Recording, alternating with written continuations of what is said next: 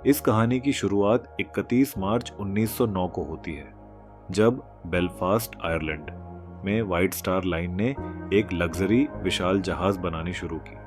3000 लोगों ने इस जहाज को अपनी कड़ी मेहनत से मात्र 26 महीनों में पूरी तरह से तैयार कर लिया था। जब यह विशाल जहाज बनकर तैयार हुआ था, तब 1 लाख से भी अधिक लोग इसे देखकर हैरान हो चुके थे। कभी किसी ने ऐसा सोचा भी नहीं था कि इतना बड़ा जहाज भी बन सकता है। इस जहाज की लंबाई 800 फुट 9 इंच और ऊंचाई करीब 175 फीट तक थी।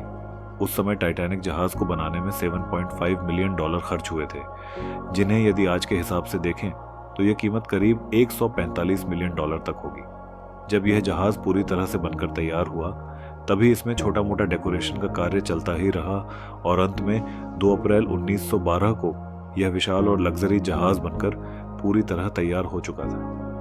इसका सफलतापूर्वक परीक्षण करने के बाद 10 अप्रैल 1912 को यह जहाज अपने पहले सफर के लिए रवाना हुआ। इस जहाज को करीब 5507 किलोमीटर तक का सफर तय करना था, जो कि इंग्लैंड के साउथहैम्पटन से न्यूयॉर्क के बीच का था। जब टाइटैनिक जहाज ने अपने सफर की शुरुआत की, तब इस जहाज पर 908 क्रू मेंबर को मिलाकर कुल पैसेंजर की संख्या करीब 2223 थी, जबकि यह जहाज 3500 से अधिक लोगों को एक बार में ले जा सकता है।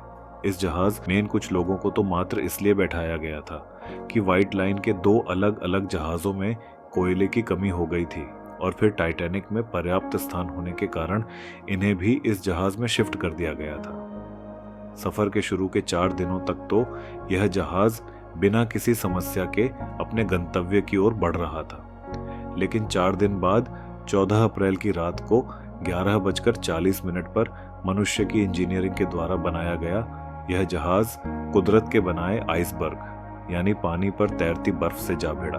बर्फ के टुकड़े से टकराने के कारण इस जहाज निचले हिस्से में एक छेद हो गया और धीरे धीरे जहाज पर पानी ने पूरी तरह कब्जा कर लिया।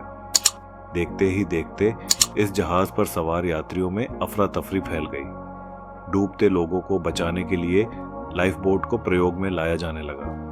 बदकिस्मती से टाइटैनिक जहाज पर मात्र 20 लाइफ बोट ही मौजूद थे, जो 2223 लोगों को लेकर जाने के लिए पर्याप्त नहीं थे। इस कारण 700 लोगों को ही बचाया जा सका और 1500 से भी अधिक लोगों ने इस हादसे में अपनी जान गंवा दी, जबकि टाइटैनिक 64 लाइफ बोट तक का डिजाइन हुआ था। इस हादसे में अपनी जान गंवाने वालों में अधिक पुरुष थे, जिसमें से 337 के ही शव प्राप्त हो सके।